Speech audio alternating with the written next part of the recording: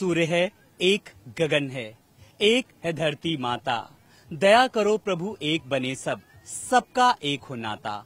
और इसी एक से नाते को बनाए रखते हैं हमारे ये त्योहार, हमारे ये पर्व। और इन्हीं में से एक पर्व है महाशिवरात्रि का महापर्व, जिसके स्नान को लेकर के क्या कुछ खास महत्व है, क्या पूजन प्रक्रिया होती है और क्या तमाम सारे छोटे छोटे जो ऐसे सवाल हैं जो हर शख्स के जहन में होते हैं।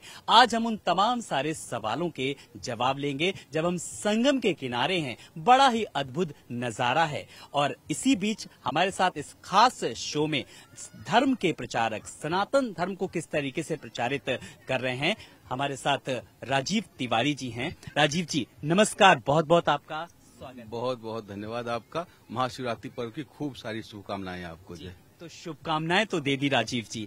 अब हम महाशिवरात्रि के पर्व को लेकर के जब हम बात करते हैं, स्नान को लेकर के बात करते हैं, तो लोगों के जहन में ये सवाल है कि भाई इस स्नान का क्या कुछ खास महत्व होता है और इसकी पूजन जो प्रक्रिया होती है वो जरा हमारे दर्शकों को बताइए। तो इसमें जो अभी सभी को विदित है कि महाशिवरात्रि के दिन जो है माँ भगवती, पार्वती और महादेव शिव का जो है विवाह होता है। इसका मतलब प्रकृति और पुरुष तत्व का उत्तम मिलन होता है। इस दिन जो है, इस दिन निशित काल के अंदर, निशित काल का मतलब जब दिवा जो है अपने स्थिरता को प्राप्त करती है, जो रात्रि जब सबसे अपने गहरी प्रहर में होती है, उस समय भगवान शिव का पूजन आराधना करना जो है आत्यांतिक रूप से हितकारी होता है। इसके अंदर जो है अपने उत्तमता के लिए, अपने दीर्घायुष्य के लिए और जीवन में मोक्ष, जीवन में अस्थायित्व के प्राप्ति के लिए आपको इक्षुर रस से, यानी आप गन्ने के रस से भगवान का अभिषेक करना अत्यांतिक रूप से महत्वपूर्ण होता है। महाशिवरात्रि का जो दूसरा सबसे वैज्ञानिक पहलू भी मैं इसको कहूंगा कि देखिए हमारा धर्म जो है अत्यांतिक रूप से व्यवहारिक और वैज्ञानिक है। इस दिन जो है चंद्रमा अपने न्यूनतम शक्ति के साथ विराजमान होता है। तो जब चंद्रमा न्यून होता है तो आपके अस्थायित्व का और आपके मानसिक अस्थायित्व, विशेषकर मानसिक अस्थायित्व के लिए चंद्रमा अपने का प्रभाव हमारे जीवन में बहुत है। लेकिन जब चंद्रमा स्वयं ही न्यून स्तर पे होता है तो हमारा मानसिक संतुलन जो है कई बार अपने श्रेष्ठ पोजीशन में नहीं होता है। तो इसके लिए रात्रि प्रहर जो है, पूरे प्रहर रात्रि में जाग करके और भगवान शिव का पूजा आराधना करना आवश्यक होता है, ताकि आप अपने मानसिक अस्थायित्व को पूर्ण रूप से प्राप्त कर सकें। तो बिल्कुल मानसिक स्थायित्व के तौर पर किस तरीके से पूर्ण रूप से प्राप्त करने की जो विधि विधान बताया राजीव जी ने। राजीव जी, कहा जा रहा है कि इस बार एक जब से इस सृष्टि की रचयिता जो है, सृष्टि का जो निर्माण हुआ है, उसके बाद जो ये जो महाशिवरात्रि का जो स्नान है, इस पर एक अद्भुत संयोग है। तो इसके पीछे क्या साइंटिफिक एक रीजन है? साइंटिफिक रीजन तो यही मैं बताऊंगा आपको कि इस बार क्योंकि हमारे ये शाही स्नान जो है ये हर बार की तरह महाशिवरात्रि में पूर्ण हो रहा है, लेकिन इस बार चंद्रमा भी अपने विशिष्ट राशि में है। और चंद्रमा का विशिष्ट राशि में होना अपने न्यूनतम प्रभाव के साथ ये 144 वर्ष में पहली घटना है कि जो है चंद्रमा, इसके पहले के कुंभ में आपके सूर्य का और आपके जो है सूर्य के ही दशा को हम मानते थे, लेकिन इस बार चंद्र भी अपने विशिष्ट स्थिति में है, जिसकी वजह से अभी तक पिछले 144 वर्षों में ऐसी खगोलीय घटना पहली बार हो रही है। इसकी वजह से भी ये महाशिवरात्रि का शाही स्नान जो है अपने आप में आत्यांतिक रूप से महत्वपूर्ण है। अब आप जितना बताते जा रहे हैं राजीव जी, मन में और जिज्ञासा होती जा रही है, उतनी उत्सुकता होती जा रही है। जब हम सूर्य और चंद्रमा की किस तरीके से जब तुलना करते हैं, जब गणना करते हैं, तो एक आम लोगों के लिए किस तरीके से लाभदायक है ये? मैं आपको सिंपल बात बताऊं ना कि हम पहले कुंभ की ही बात करते हैं। कुंभ के अंदर जो है, मैं एकदम भाव बता रहा हूँ, आप सामान्य लोग जिसको समझ सके, जो है कहते हैं कि बृहस्पति जो है, आपका जो है जो बृहस्पति इस समय पे वृषभ राशि के अंदर होता है। और मैं सामान्य चीजों से जोड़ के बताता हूँ, आपको आनंद आएगा सुन करके कि वृषभ का मतलब होता है बुल का हम कभी भी पावर को जब नापते हैं तो बुल पावर में नापते हैं। इसका मतलब कि बृहस्पति जो है, मतलब ज्ञान का अधिष्ठाता देवता जो है, ज्ञान, वैराग्य, अध्यात्म, कर्मकांड का जो देवता है बृहस्पति, हमारा ग्रह जो है, वो बुलिश पोजीशन में है अभी। और अभी आप जितनी भी चीजें करते हैं, जितनी भी चीजें करेंगे, वो सब का सब पावर जो है 1000 गुने ज्यादा होकर के मिलता है। अगर एग्जाम्पल के लिए मैं कह रहा हूं कि आप पहले 1 लीटर डालने पर अगर 100 हॉर्स पावर का आपको फोर्स मिलता था, तो अभी 1000 हॉर्स पावर का मिलेगा। इतना देदीप्यमान समय है जो है आपका आज अभी का समय जो है जी। तो जिस तरीके से जब समय की बात की है, अब हम जब डुबकी लगाने को लेकर के बात करते हैं, तो देखिए कौन सी डुबकी इसमें कितनी लाभदायक होती, कितनी डुबकी लगाएं, क्योंकि हर शख्स के जहन में यही सवाल है राजीव जी।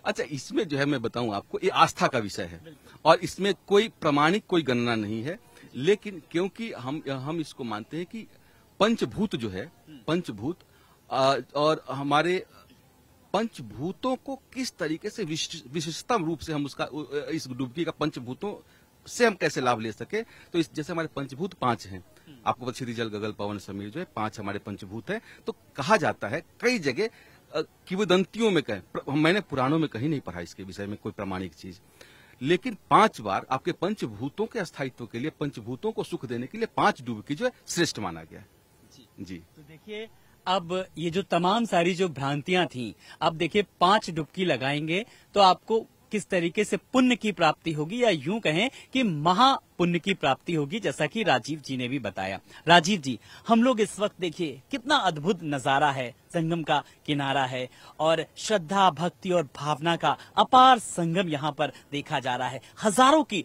संख्या में श्रद्धालु आ रहे हैं, आस्था की डुबकी लगा रहे हैं। जब हम आस्था की डुबकी को लेकर के बात करते हैं, तो इस स्नान को लेकर के जब बात करें, तो ये जो अब, क्योंकि अब अखाड़ों का ये कहा जाता है कि अखाड़े जो हैं वो वाराणसी जा चुके हैं, काशी जा चुके हैं, कल्पवासी भी जा चुके हैं, लेकिन इस स्नान को लेकर के काशी में ज्यादा महत्व होता है। तो काशी से क्या कुछ कनेक्शन है जी?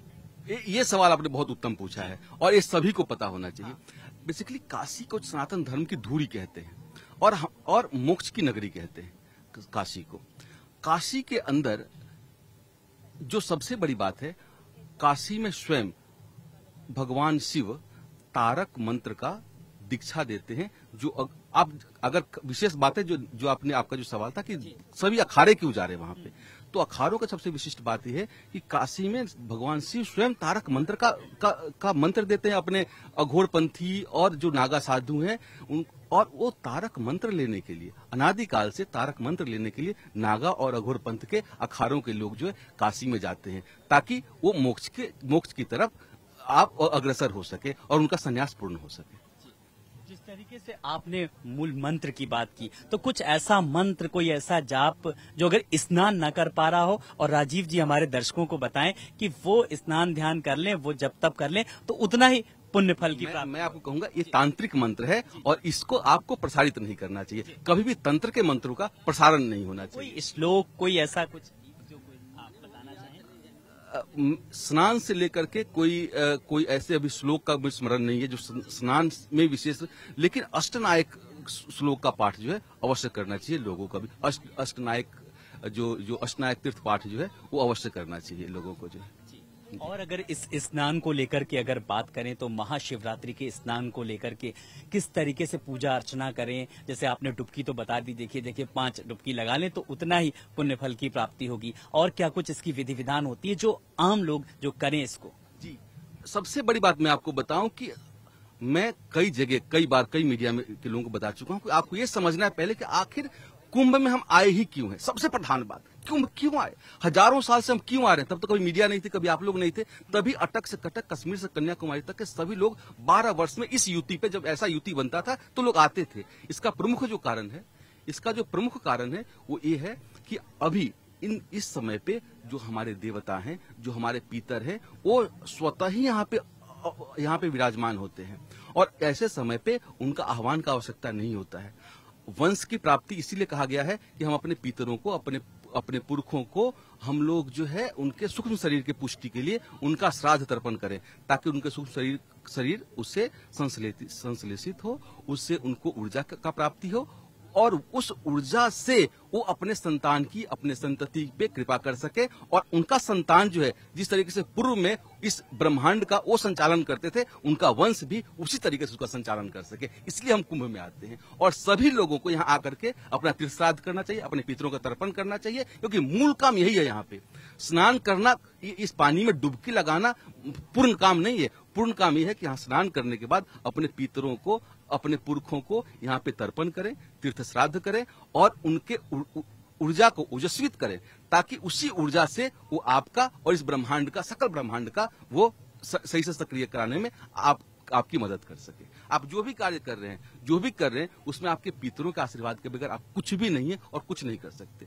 तो अपने पितरों के लिए, अपने पूर्वजों के लिए यहाँ पे आप आए हैं, आप काम करें, उनको श्राद्ध तर्पण करें और उनके सूक्ष्म शरीर को ऊर्जान्वित करें। हमसे सभी से आग्रह है, जो भी आपके न्यूज चैनल को देखते हैं, कि आप यहाँ जितने भी लोग आए हैं, सभी लोग अपने पितरों के श्राद्ध और तर्पण के बगैर यहाँ से जाए नहीं। एक छोटा सूक्ष्म करिए, जो कर सके वो कीजिए, उनको दान कीजिए। स्वर्ण दान सबसे उत्तम है। आप नहीं कर सके तो कम से कम हल्दी का दान करें, आप वो कुछ पीले वस्त्र का दान करें, गौओं को गुड़ खिला दें, कम से कम कुछ करें, ताकि वो आपके पितरों के सूक्ष्म शरीर को उसका लाभ मिल सके। और साथ साथ जो आपके पितर इस ब्रह्मांड को जिस तरीके से, जो भी आपका काम है, जो भी ब्रह्मांड में चलाने में आपका योगदान है, वो आप पूरी तरीके से कर सके और ब्रह्मांड जो अक्षुण्ण रूप से चले। इस ब्रह्मांड की बात की है और सृष्टि के रचयिता को लेकर के हम बात कर रहे हैं, और ये अनवरत क्रम लगातार जारी है। लगातार किस तरीके से राजीव जी इसके महत्व को लेकर भी बता रहे हैं, और तर्पण को लेकर के खाली स्नान, ध्यान, तप, तपस्या के अलावा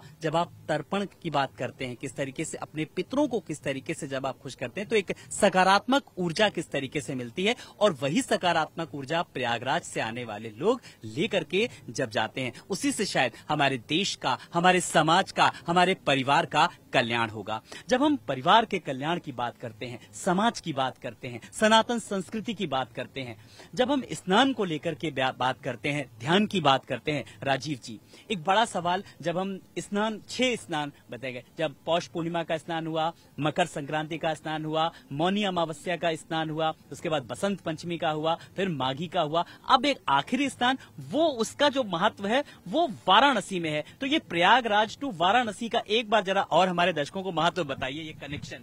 ये कनेक्शन ये है कि आप, मोक्ष की नगरी है काशी जो है, और किसी भी आध्यात्मिक प्रयोजन का जो अंतिम जो फल है वो मोक्ष है। काशी मोक्षदायी नगरी है। तो आपका स्नान, आपका कोई भी आध्यात्मिक यात्रा काशी की यात्रा से पूर्ण नहीं होता, क्योंकि अध्यात्म का आखिरी मकसद जो है मोक्ष की प्राप्ति है। तो बिना मोक्ष नगरी में गए हुए आपका कोई भी आध्यात्मिक, इतने बड़े आध्यात्मिक उसका आपका समापन नहीं हो सकता है। इसकी वजह से काशी सभी जाते हैं, हम लोग भी गए, सभी, आपने देखा होगा भी काशी में बहुत, आप तो कवर कर रहे हैं काफी, तो काशी में किस तरीके से रस है, क्योंकि काशी मोक्ष की नगरी है। आप जो भी यहाँ पे आध्यात्मिक, जो भी जिस भी यात्रा पे आए, आखिर आपका लक्ष्य क्या है, अंतिम लक्ष्य क्या है? मोक्ष लक्ष्य है। तो मोक्ष नगरी में गए, ये तो पूर्ण होगा नहीं। तो इसकी वजह से जो है लोग जाते हैं।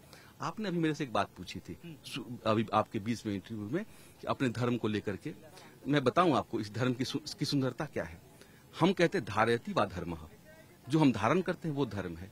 और इसका जो सुंदर बात है कि एक विवेक चूड़ामणि में एक श्लोक आता है कि धर्मो अप्रतिष्ठा सूर्यते विभिन्ना नये कोरिष्यः वचनम प्रमाणम धर्मस्य मूलम निहितं गुहायां धर्मस्य मूलम निहितं गुहायां महाजनो जे न गता सपंथः।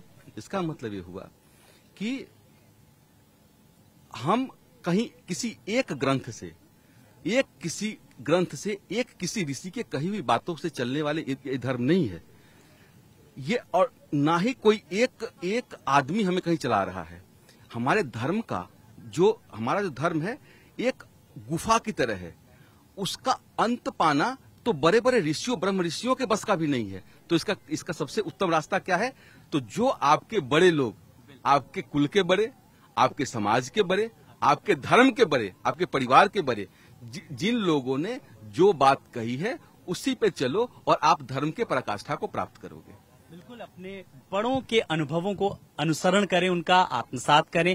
और शायद हमारे जो गुरुजन थे वो भी हमें यही बताते थे, ऐशाम न विद्या न तपो न दानम न ज्ञानम न शीलम न गुणो न धर्मा ते मृत्यु लोके भुवि भार भूता मनुष्य रूपेण मृगाश्चरन्ति। और आपने भी इस चीज को किस तरीके से कहा। जब हम महाशिवरात्रि के इस पावन पर्व को लेकर के बात कर रहे हैं, और हमारे आम दर्शकों के लिए क्या संदेशा है जो स्नान नहीं कर पा रहे हैं लेकिन पुण्य भी चाह रहे हैं उतना, तो उनके लिए कुछ उपाय बताइए। इसका देखिए उत्तम उपाय ये है, आप अगर नहीं कर पा रहे हैं तो आपके कोई इष्ट मित्र, अगर आप जल घर में ही मंगाएं। और अगर बहुत सारे ऐसे, जैसे एक कंपनी है, हमारी कंपनी भी है जैसे पूजा श्री, तो हम लोग जो है फ्री में जो लोग हिंदुस्तान में सिर्फ आपको उसका शुल्क, जो भी शुल्क लगता है सिर्फ ट्रांसपोर्टेशन का, वो शुल्क दीजिए, हम आपके घर में त्रिवेणी का जल जो है भेजेंगे। वहां पे आप त्रिवेणी का जल वहां पे डालें और स्नान करें जो है, और अपने पूर्वजों का तर्पण करें। सबसे श्रेष्ठ है, जरूरी नहीं कि आप यहीं पे आए, ये काल तो पूरे ब्रह्मांड में है ना, ये खगोलीय घटना पूरे ब्रह्मांड के लिए, सिर्फ यहाँ के लिए नहीं। आप जहां भी हैं इस 45 दिन के अंदर, अब कुछ ही दिवस बचा है, आप श्राद्ध तर्पण अवश्य करें अपने पितरों का।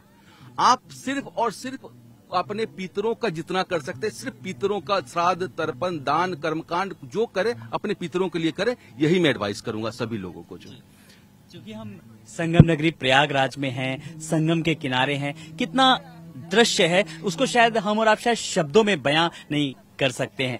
और इस जब गंगा जमुना और अदृश्य सरस्वती को लेकर के बात करते हैं, प्रयागराज है जब आस्था की लोग डुबकी लगा रहे हैं, और 144 साल बाद जब इस अद्भुत संयोग को लेकर के बात कर रहे हैं, तो अब आने वाले समय में आप कैसे देख रहे हैं। क्योंकि मेरा ये खास सवाल ये है राजीव जी से, क्योंकि पूजा श्री के आप फाउंडर हैं और सनातन धर्म को, सनातन संस्कृति को किस तरीके से बढ़ा रहे हैं। आने वाले समय में जो यूथ जनरेशन है, जो युवा पीढ़ी है, जब हम 21वीं सदी की बात करते हैं, जब हम हाईटेक युग की बात करते हैं, जब हम एआई युग की बात करते हैं, आर्टिफिशियल इंटेलिजेंस की, तो आज कैसे देखते हैं आने वाले समय।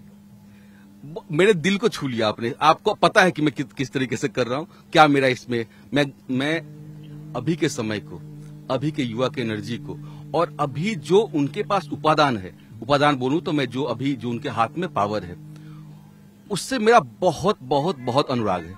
क्या कारण कि हम आदि शंकरा ने जो काम अपनी 35 वर्ष तक की आयु में जो अथक परिश्रम करके किया, अटक से कटक, कश्मीर से कन्याकुमारी तक की यात्रा की उन्होंने, और धर्म की व्यापकता को, हमारे सनातन धर्म के वैदिक परंपरा को, कर्मकांडीय व्यवस्था को जिस तरीके से उन्होंने सुचारू करने के लिए जितना मेहनत करा, आज हमारा युवा जो है एक सिंगल क्लिक पे कर सकता है। तो मैं युवाओं को कहूंगा कि प्लीज अपने वेदों को पढ़ें, अपने आध्यात्मिक व्यवस्था को समझें।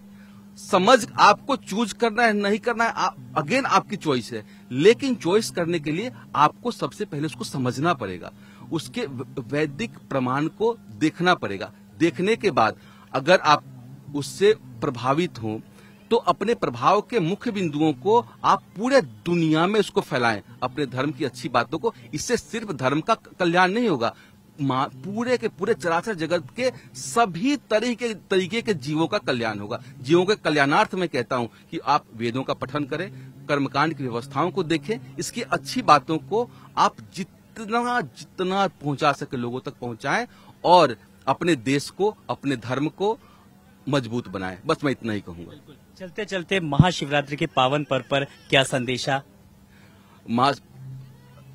अगेन वही बात कि आप जो है सिर्फ अपने वेदों की तरफ लौट जाएं। एक बार आप इस बात को समझें कि 2300 वर्ष पूर्व आप दुनिया के 27% जीडीपी थे, और आप जो है 2300 वर्ष जिस चीज के लिए लड़े, आप इस चीज के लिए लड़े कि आपकी अपनी व्यवस्था हो, आपका अपने देश में अपना खुद का तंत्र हो, और जब तंत्र आने के बाद आप अपने आप को वापस से व्यवस्थित करेंगे। ठीक है, मैं समझता हूं कि 2300 साल तक हम लड़े, अपने एग्जिस्टेंशियल क्राइसिस के लिए हम लोग लड़े, लेकिन अब हम हर तरीके से सामर्थ्यवान हैं, तो अपनी चीजों की तरफ लौटें, इसके अच्छी बातों को पढ़ें, समझें और गुनें, और वापस से दुनिया को एक विश्व गुरु की तरह दुनिया को संचालित करें, दुनिया को में अच्छे भाव का प्रचार प्रसार करें। बस मेरी यही आपसे आकांक्षा है, और आपके दर्शकों से मेरा यही विनती है। तो बिल्कुल राजीव जी, हमसे बात करने के लिए बहुत बहुत शुक्रिया। तो राजीव जी ने किस तरीके से बताया, युवाओं के लिए भी संदेश दिया, महाशिवरात्रि की पूजा अर्चना के विधि विधान के बारे में बताया, इसके महत्व को बताया और आने वाली पौध जो है, युवा पौध जो युवा पीढ़ी और युवा हजरतें जब परवान चढ़ती हैं तो जिंदगी को देखने का नजरिया बदल जाता है। और युवा पीढ़ी जो अगर छोटे छोटे जो चीजें बताई हैं अगर उनको आत्मसात करेगा तो निश्चय ही भारत विश्व गुरु की राह पर जो चल पड़ा है वो बहुत जल्द ही वो सपना साकार होगा। कैमरा सहयोगी अरविंद और अमित के साथ संगम नगरी प्रयागराज से मैं आलोक राजा, TV 27 न्यूज के लिए।